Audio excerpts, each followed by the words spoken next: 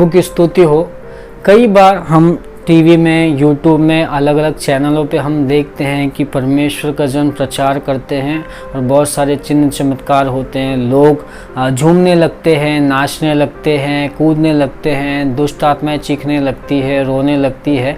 और कई बार जब हम ये देखते हैं तो हमें ऐसा लगता है कि क्या ये सच में होता है, क्या ये सच में ऐसा होता है या बस ऐसे ही कुछ नाटक जैसा चल रहा है। पर मैं आपको बताना चाहता हूँ प्यारे भाइयों बहनों, सच में इस प्रकार की चीज़ें होती है जब परमेश्वर का वचन लोगों के बीच में सही रीति से प्रचार किया जाता है। जब परमेश्वर की आत्मा लोगों के बीच में आती है तो ऐसे बहुत सारे चिन्ह चमत्कार होते हैं। एक घटना बाइबल में दर्ज है जो लूका की किताब उसका 4 अध्याय में है, वचन 31 से इस तरीके से। यहाँ पर यीशु मसीह वचन को बांट रहे थे, उपदेश दे रहे थे। उसी बीच में एक व्यक्ति जिसके अंदर दुष्ट आत्मा थी वो चीख पड़ता है और हम पढ़ते हैं वो ऐसा कहता है, लूका उसका 4 अध्याय और वचन 4। फिर वह गलील के कफरनहूम नगर को गया और शब्द के दिन लोगों को उपदेश दे रहा था।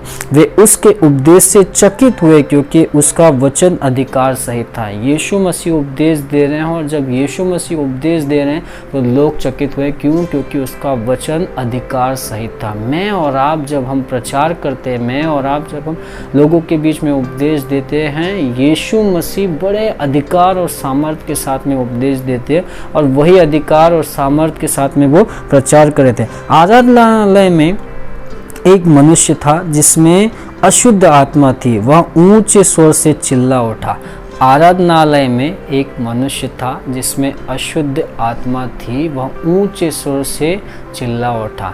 देखिए, आराधनालय में एक मनुष्य था जिसमें अशुद्ध आत्मा थी। जब हम इसके ग्रामर को देखते हैं तो इसमें लिखा है कि था, मतलब यीशु मसीह के आने से पहले वो व्यक्ति वहाँ पर था। आराधनालय में वो आराधना करने के लिए आया था और वो वहाँ पर था और उसमें दुष्ट आत्मा थी। और जब यीशु मसीह प्रचार कर रहे हैं तो वह दुष्ट आत्मा चिल्ला उठी। मैं और आप कई बार हमारे जीवन में ऐसे बहुत सारे फेस आते हैं जहाँ पर हम लोगों को देखते हैं कि जो दिखते बहुत अच्छे हैं, सब कुछ बहुत ऐसा अच्छा है, लेकिन जैसे ही परमेश्वर का वचन या परमेश्वर की बातें उन तक के जाती है, उनका जीवन या तो बहुत तड़पने लगता है, छटपटाने लगता है, वो उचकने लग जाते हैं। ये व्यक्ति आराधनालय में था लेकिन उसके अंदर दुष्ट आत्मा थी।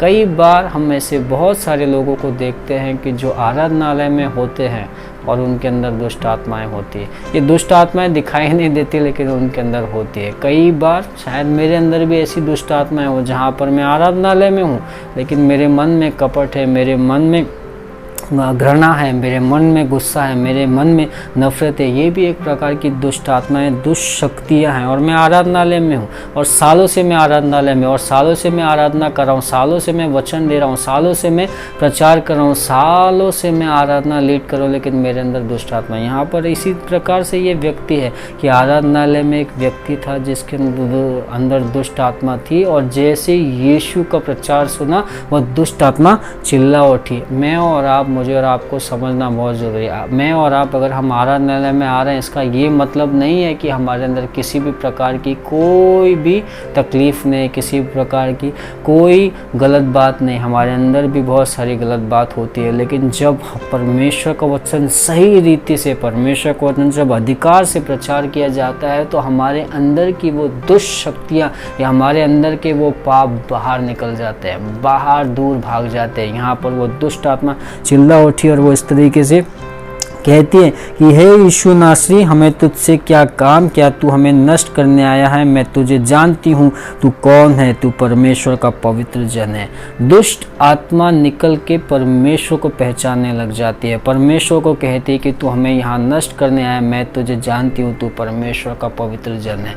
आपके और मेरे अंदर अगर ऐसी कोई बात होती है तो जब परमेश्वर का वचन सही रीति से प्रचार किया जाता है तो हमारे मन के अंदर से क्या निकल निकलता है। क्या हम उससे कड़वे हो जाते हैं या हम कहते हैं कि नहीं, तू परमेश्वर का पुत्र है, तू परमेश्वर का वचन है, तू जो कह रहा है वो सही कह रहा है, मेरे जीवन को बदलने की ज़रूरत है। मैंने बहुत सारे समय में यह अनुभव किया है, कई बार मुझे परमेश्वर के वचन ताने लगे, बुरे लगे, कड़वे लगे और मैंने बहुत नफरत और घृणा अपने अंदर पा लिया। लेकिन वचन जब मैं गहराई में गया, गहराई में समझने लगा, तब मुझे आज समझ में आता है कि नहीं, जब परमेश्वर को वचन अधिकार के साथ में प्रचार होता है और परमेश्वर के जन जब अधिकार के साथ में प्रचार करते तो बहुत सारी कड़वी बातें निकलती है जो बेहतर हो जाती है, जो बेहतर हो जाती है। यहाँ पर दुष्ट आत्मा चीख के चिल्लाने लगी, वो जान गई कि मैं जानती हूँ तू परमेश्वर का पवित्र जन है।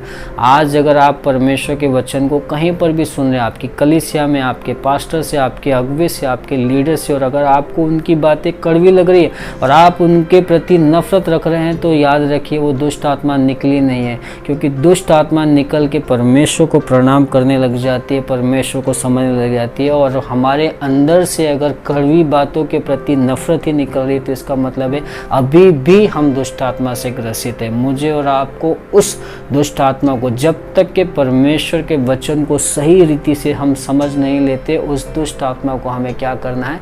निकालना है, बाहर निकालना है। यीशु ने उसे डांटकर कहा, चुप रहे और उसमें से निकल जा। तब दुष्ट आत्मा उसे बीच में पटककर बिना हानि पहुंचाए उसमें से निकल गई।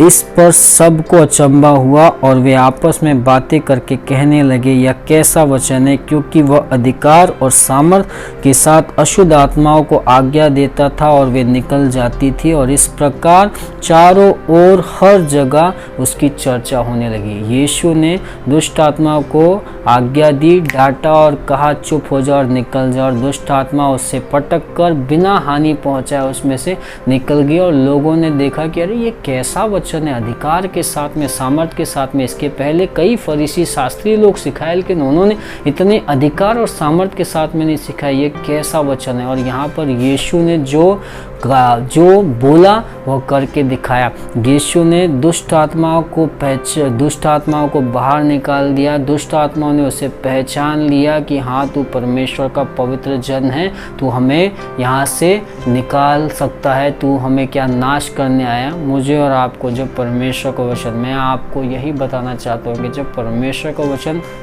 आपके बीच में बांटा जाए और कोई बात आपको बहुत बुरी लगे और आपको पास्टर से, अगुवे से, लीडर से, प्रचारक से गुस्सा आने लग जाए, तो इसका मतलब है कि शायद आपके अंदर अभी भी वो कड़वी बात है।